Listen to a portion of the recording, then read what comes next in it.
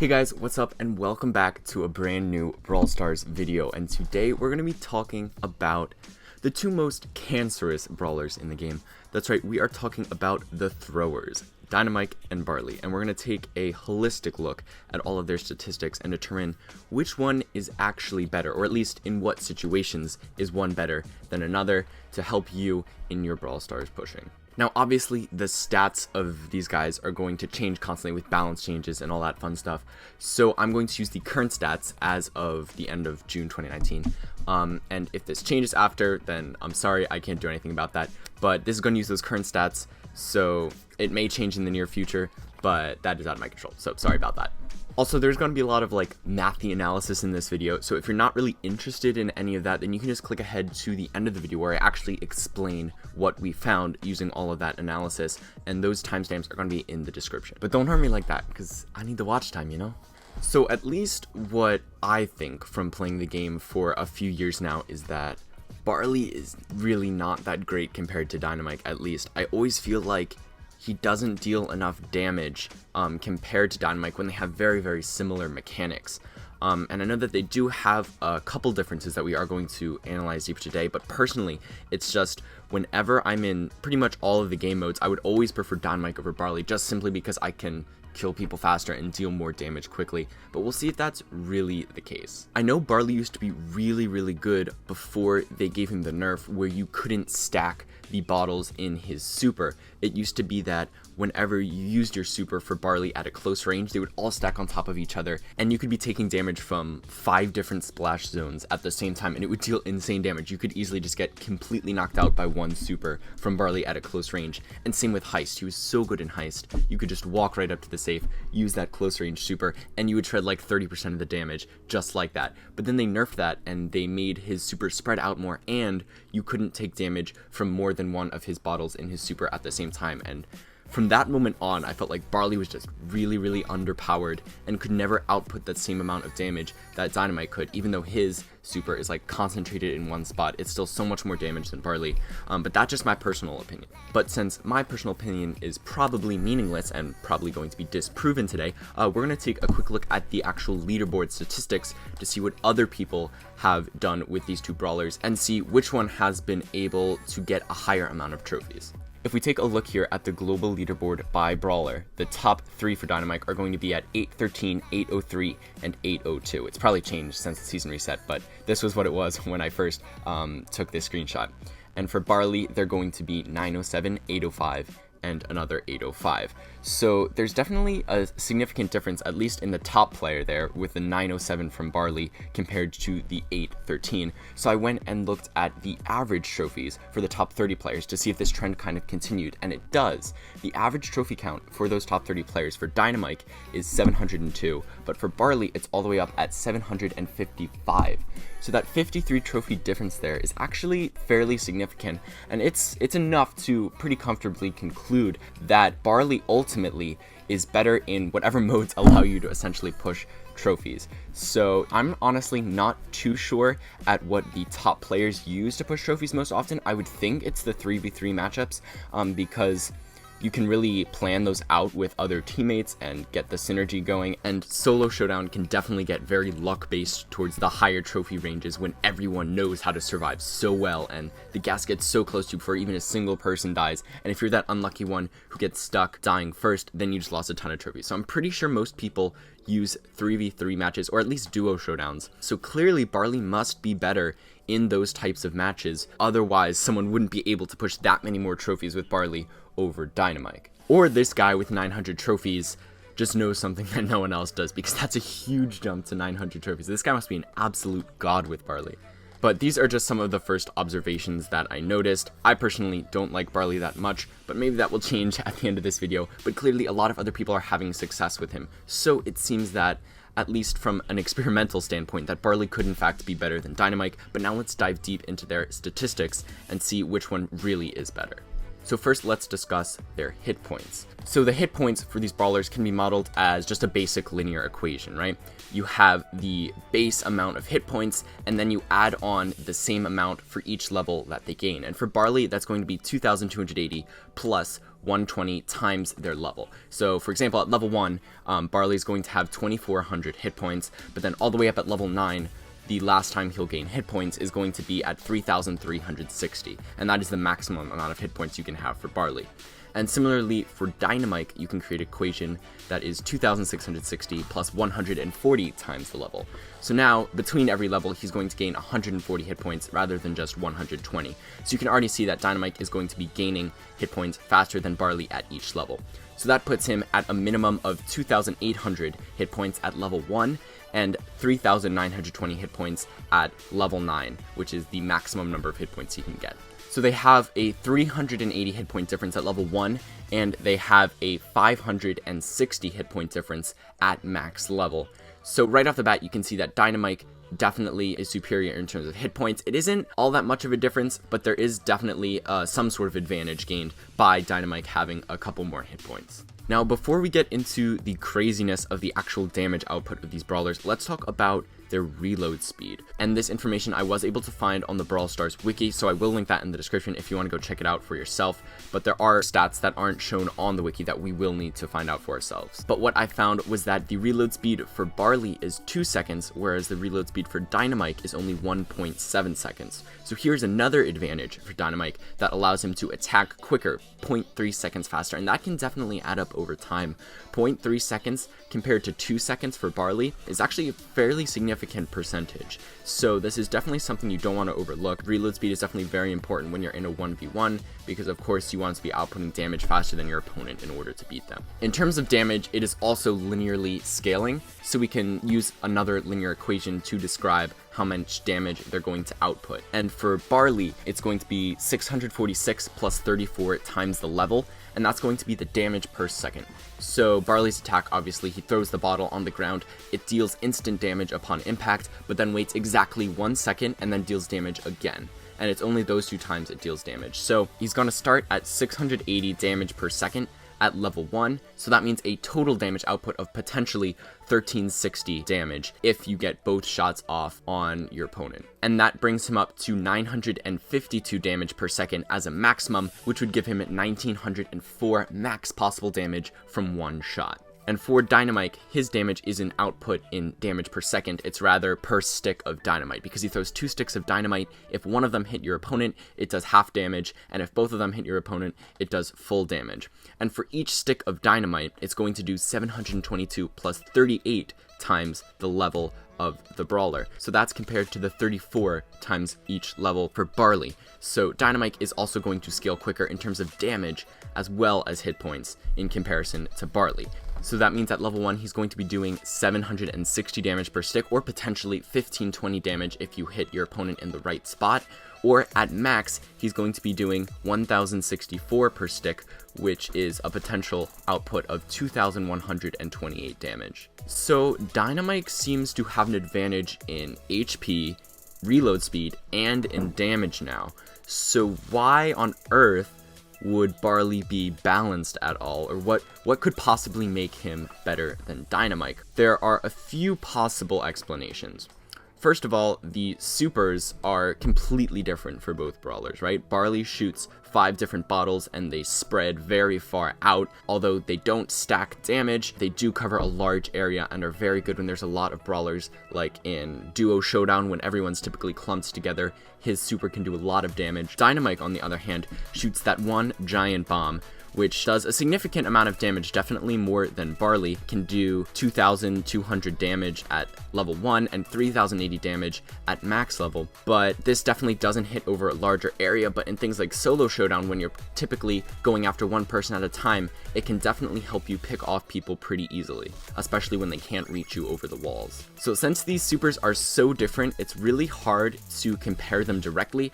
I would simply say from observation, I guess, that Barley's super would definitely definitely have an advantage over Dynamikes in situations when people are going to be clumped together and not necessarily in 1v1 situations like solo showdown, whereas Dynamikes would also do okay in situations where people are clumped together because his super does have area effect, but most of the time it's going to be better just for dealing that point damage to one specific brawler in things like solo showdown, at least at the start of the game when you're picking people off. And same with their star power, which is just getting the update now, so it's constantly changing, and there's not really a good way to compare these two. Dynamike isn't even really affecting his attack, it just lets him basically escape from people, which once again does help him in solo showdown or duo showdown. If his partner dies and he just needs to run away, he can quickly jump over the wall and run away while his opponent can't get to him.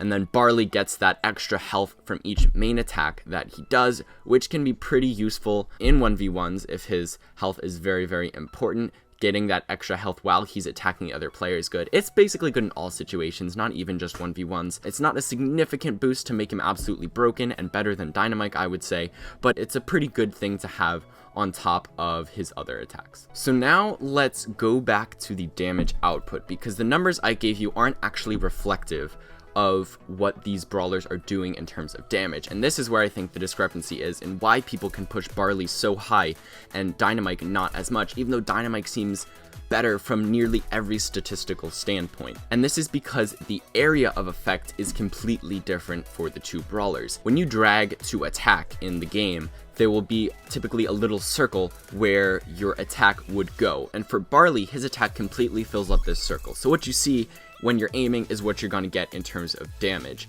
But Dynamike, on the other hand, he also comes up with a circle when you drag it.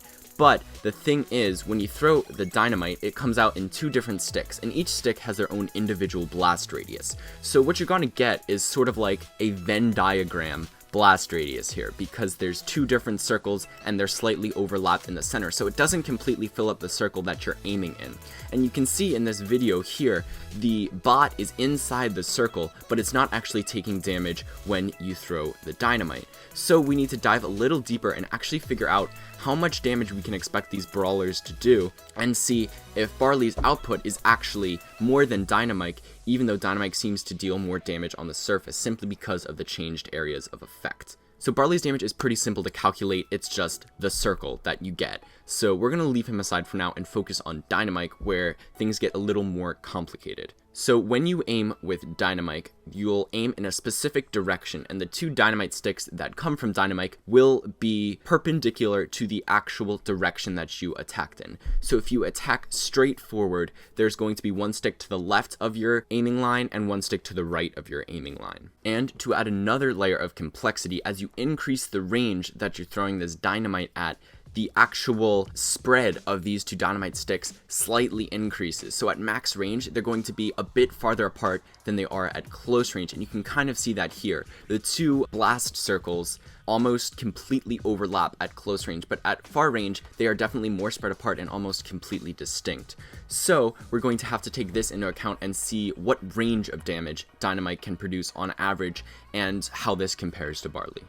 So we're going to need to dive a little deeper here and get some very precise measurements. So to do this, I'm going to use pixel measurement on my computer. So I recorded gameplay with both Dynamike and Barley, and I'm going to take the same exact image size from my video editor and screenshot it, and then bring it into an image editor and measure the exact distances that we need in pixels. So obviously these pixels aren't going to be the same when you transfer images to different computers and stuff, but these were all the same for the purposes that I was using it for. So the pixel is sort of like a placeholder unit, I guess, but proportionally and relatively, these measurements are going to be the same. So if I get a measurement that's twice the size of another measurement in pixels, it's going to be twice the size of the other measurement, no matter what unit you use. So I'm going to refer to all my measurements as pixels in this video, but just know that that doesn't really mean anything. The numbers are what really matters, and the sort of ratios between those numbers. So I wanted to make sure, first of all, that the range of both brawlers were the same, so I measured that in the image editor, and they both came out to 150 pixels at max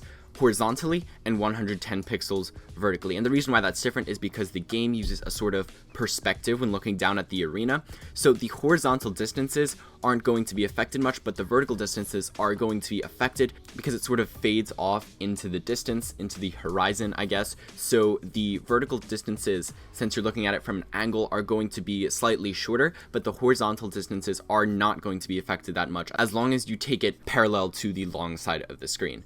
So since I got 150 pixels horizontally for both, I knew that their range was the exact same, so we don't need to take their range into account when talking about their damage. Next, I wanted to take a look at the actual radius of their attacking. So I looked at Barley's attack from max range, even though it doesn't matter since it doesn't change, and I got 80 pixels across horizontally. It would have been something else vertically, but that doesn't matter, so we can assume that his area of attack is an 80 by 80 circle, and we're going to use that in the calculations. Next, I took a look at Dynamike's area of impact, and this was definitely a lot more complicated. So in order to calculate the actual area that his damage takes up, we're going to need to take 3 different measurements. We're going to need to take the widest distance across from one side of one of the Dynamite's blast circles to the very opposite side of the other Dynamite's blast circle. And then we also need to figure out the diameter of one of those blast circles. And I also took a measurement of the actual aiming circle when you drag to aim your attack and see how wide that was, just as a sort of comparison to what you're actually getting in terms of damage compared to your actual blast circle. And I did this for close range and far range. And first, let's talk about the absolute maximum range. And here is a quick diagram that shows the 2 blast circles of the Dynamite at the absolute max possible range that Dynamite can throw. Now, as you clearly can see, it does not at all cover up the original circle in which you're aiming. But also, this doesn't accurately explain where you need to be in order to avoid damage from Dynamike. You can't just stand anywhere in that blue area and avoid damage, because the player also has their own individual hitbox. So since the hitbox is exactly a 1x1 tile, I measured this in pixels with the exact same images that I used before, and I found that the hitbox was exactly 20 pixels wide. And you have to be standing far enough away from that red area such that your hitbox doesn't overlap with the red area. For example, this blue circle right here could represent your player and your hitbox. So you need to get that circle fully outside of that red area as shown. So instead, I increased the size of the blast circles by 10 pixels, which is the radius of the hitbox, on all sides. So we can just consider the player as a point. And if you move that point outside of the red area completely, then your hitbox won't be affected by the damage. And now you can see that the blast circles actually are much closer to covering up the full aiming circle that you get when you're preparing to attack. So it really isn't a bad estimate at all of where you're going to be dealing damage, but it is a bit too tall and not wide enough compared to the actual damage that you're going to be dealing. Now that I had this accurate scale diagram of the damage, I wanted to see what it would take to actually deal this damage to someone, potentially if you were auto-aiming. So for example, if you auto-aimed on a player, would it be possible to guarantee damage on them at all times? And this would help us learn more about what the expected value of the damage would be. So first, I needed to figure out how much time it actually took for Barley and Dynamike to attack. So this was a simple process in the video editor. I simply took the exact frame when they attacked and the exact frame when it dealt damage, and I measured the time in between. And I found that the attack speed for Barley is going to range from 0.1 seconds to 1.3 seconds, and this changes with range. So when he does it right up close to himself, it's going to almost instantly hit in front of him. But when he does it at full range, it's going to take that full 1.3 seconds before it deals damage from the time that you release your finger from the screen.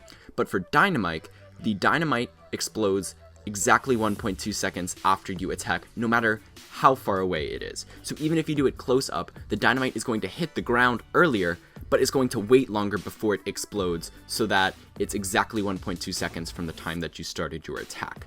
So this is another thing we need to take into account. And this is also where one of the discrepancies is in why you can push Barley higher than Dynamike. At close range, Barley far outclasses Dynamike because you can auto-aim and easily hit anyone. There is no way that in 0.1 seconds the other player can outrun your attack.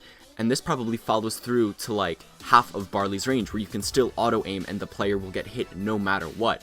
So it is kind of low skill, but it is very useful to have, just like other brawlers, where if people get close to you, you can deal a decent amount of damage to them close up, which Dynamike does not have. It's a lot harder to aim when Dynamike is close up because you still have to wait those full 1.2 seconds. So now I wanted to see if players could do the same thing with Dynamike. So even though there is that 1.2 second delay for attacking, is it still possible to get damage on someone from auto aiming at all times? So first I have to calculate the movement speed of the brawlers to see how far they will actually travel in those 1.2 seconds that it takes to attack. So to calculate the movement speed, I ran both of the brawlers horizontally, since that is the distance that isn't affected by the perspective. I made sure to do it in the same exact spot as I was measuring the attack ranges, just so that things would be consistent across the board in terms of the perspective of the map. And after measuring the time and dividing that by the pixel measurement of the distance, I found that players will be traveling approximately 39.5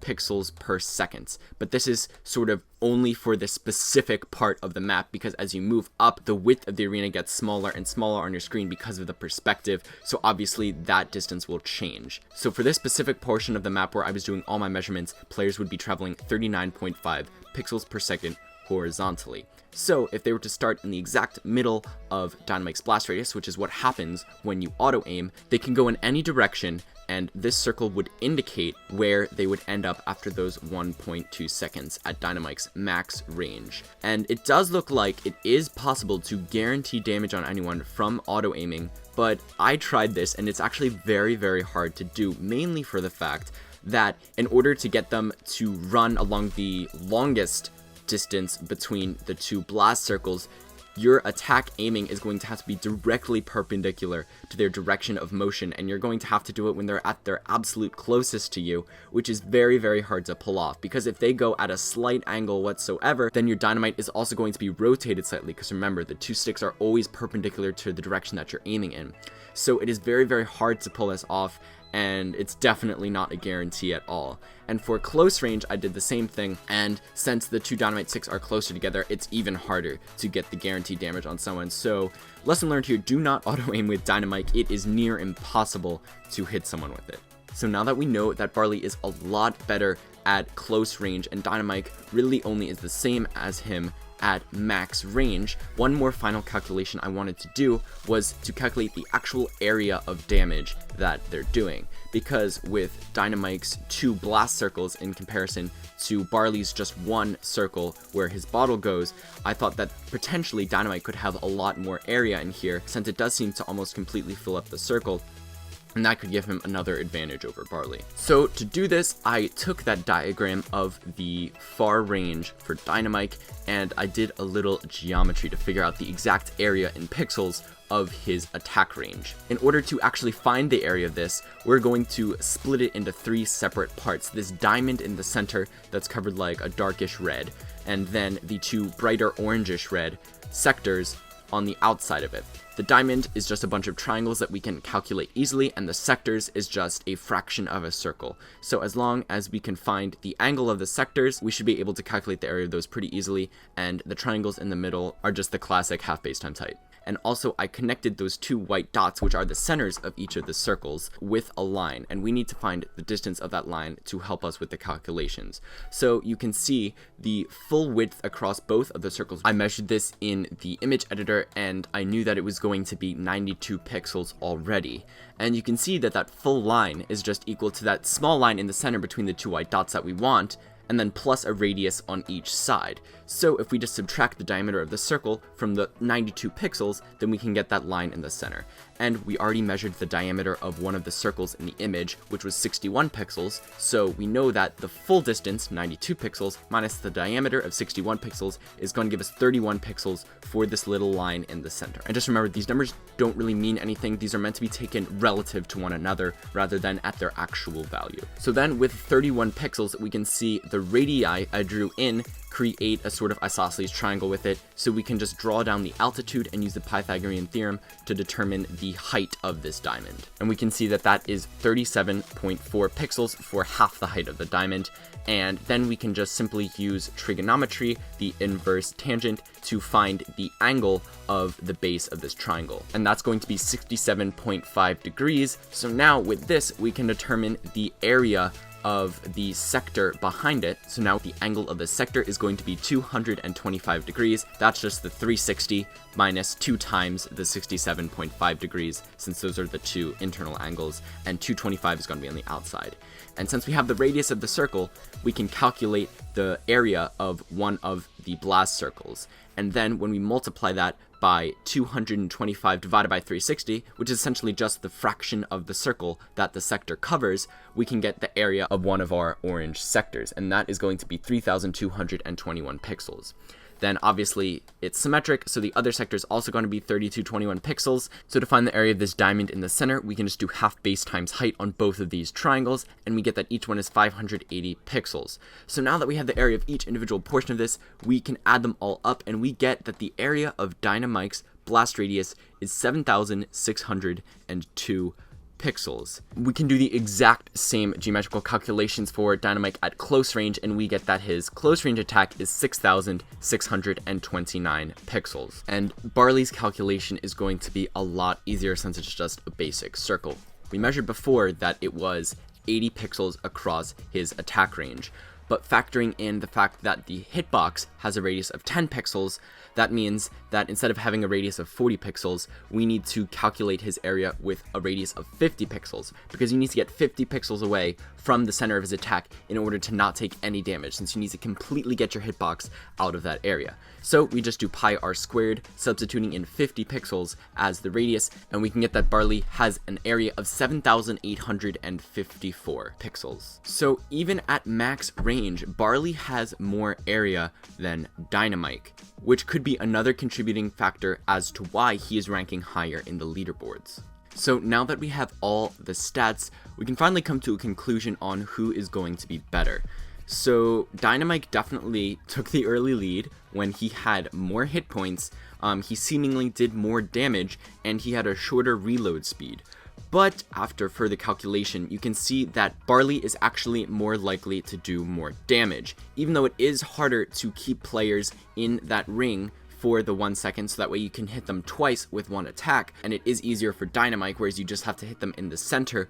Overall, it's so much easier to actually hit players in the first place with Barley because of his short attack time and his larger range. He has a greater area of impact than Dynamike does, and this is what makes him so versatile. He's not only good at far away range, he can also deal some pretty decent damage at close range. Now, it's obviously compensated by the fact that he doesn't deal as much damage as Dynamike at the furthest possible range, but it does deal enough to get the job done, and at close range, he significantly surpasses Dynamike. And this can definitely make a drastic difference in how you play the game, because people are going to get close to you no matter what. In solo showdown, right, you got Daryl, you got Bull, they can just charge in right near you. You got Gene, who can just pull you right over there. If you can't get that instant damage on them, then you are going to be an easy target, and Dynamike is definitely one of those. If someone gets close to him, he really can't do anything about it. It's extremely hard to hit people close up, especially since you can't aim right on top of yourself. You have to aim a little bit out in one direction,